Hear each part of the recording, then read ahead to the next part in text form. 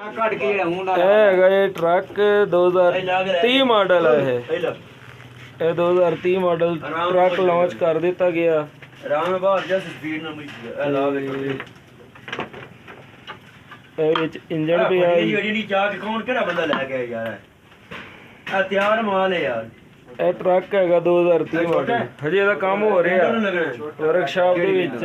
ਅੱਗੇ ਪਾਸ ਹੋ ਗਈ ਵਿੰਡੋ ਸਾਰੀਆਂ ਜਿਹੜੀਆਂ ਕੋਫੀ ਸ਼ਾਪ ਦੀਆਂ ਉਹਨੂੰ ਲਾਉਣਾ ਮਾਲ ਇਹ ਪੱਟੀ ਲੱਗਣੀ ਉੱਤੇ ਪੂਰੀ ਐਮਸੀ ਕਿਉਂ ਨੁਕਸਾਨ ਕਰਿੰਦੇ ਯਾਰ।